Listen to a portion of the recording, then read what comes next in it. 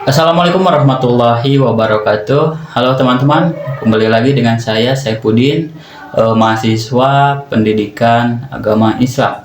Nah teman-teman, sebelum kita memasuki materi pembahasan, saya ingin menanyakan sebuah pertanyaan.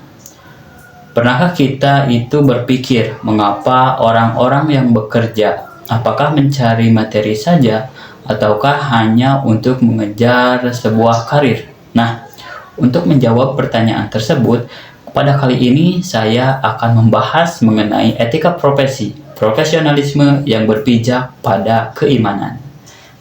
Dalam perspektif Islam, bekerja itu bukan hanya sekedar rutinitas yang untuk bertahan hidup saja, akan tetapi bekerja ini merupakan bagian dari ibadah dan juga amanah.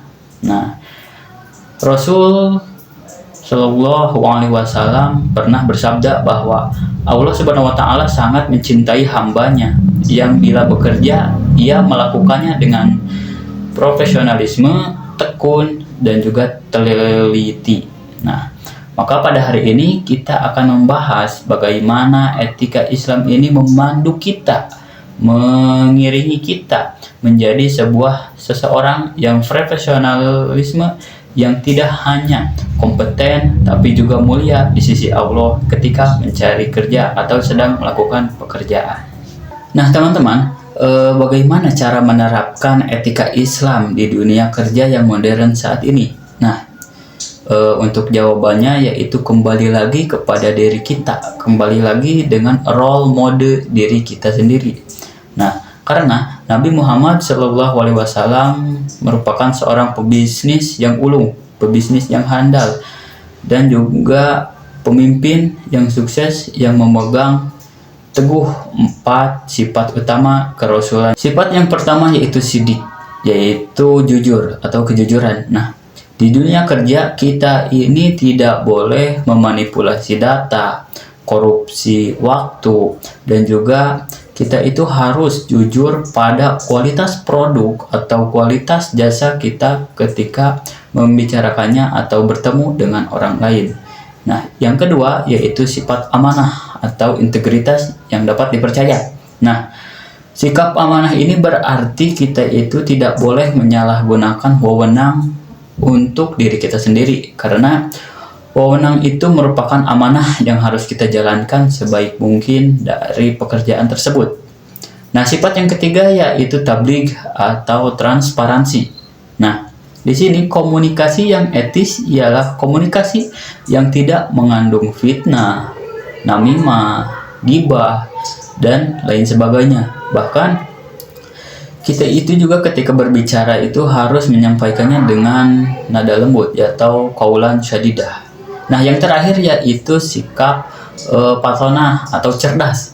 Nah, teman-teman, Islam tidak menyukai orang yang malas atau seseorang yang pemalas. Kita itu dituntut untuk terus belajar, menguasai teknologi, menguasai materi, menguasai medan, dan juga melakukan kerjaan kita atau mengerjakan pekerjaan kita dengan cerdas serta efisien. Teman-teman, perlu kita ketahui bersama bahwa ada prinsip yang penting, bahkan krusial, yang membedakan antara etika profesi yang sekuler dengan etika profesi yang islami, yaitu kita itu tunduk dan patuh kepada hal yang halal dan juga hal yang haram. Selain itu juga kita juga harus menghindari praktik curang, atau kecurangan dalam hal pekerjaan atau jual beli juga, karena Islam melarang bentuk suap, memanipulasi data, mengambil hak orang lain tanpa seizin mereka, atau bahkan kita juga menjadi zalim kepada mereka. Nah, yang berikutnya yaitu keadilan. Nah, bagi atasan, etika dalam keadilan yaitu mengingatkan untuk membayar upah sebelum keringat pekerja kita. Keringat karyawan itu kering, istilahnya seperti itu. Dan kita sebagai bawahannya atau sebagai karyawannya itu harus memberikan performa yang optimal, performa yang terbaik sesuai gaji yang telah disepakati di awal. Nah, karena apa?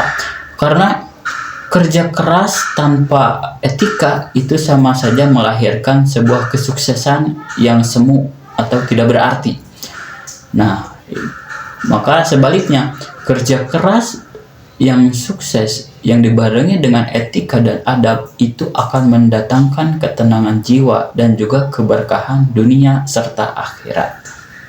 Adapun tujuan akhir dari pekerjaan kita atau kita melakukan sebuah kegiatan yaitu, dan yang paling utama yaitu kebarokahan dan juga keberkahan. Nah, karena apa? Karena bisa disebut juga seperti ini. Harta yang sedikit namun penuh berkah itu akan membawa ketenangan jiwa, ketenangan hati. Berbalik halnya dengan kerjaan yang melelahkan atau harta yang sedikit namun dibarengi dengan tidak berkah, itu akan membawa hati kita itu cemas atau bahkan kacau. Pekerjaan atau kerjaan yang kita lakukan dengan penuh berkah itu akan bernilai pahala, bahkan di sisi Allah itu dinilai sebagai jihad kita di jalan Allah. Nah, teman-teman, itu saja mengenai etika profesi yang telah saya sampaikan. Mudah-mudahan apa yang telah saya sampaikan ini membawa keberkahan dan juga pengingat bagi diri kita sendiri dan untuk kita semua. Semoga kalian tetap sehat dan sukses selalu. Terima kasih. Akhirul kalam. Wassalamualaikum warahmatullahi wabarakatuh.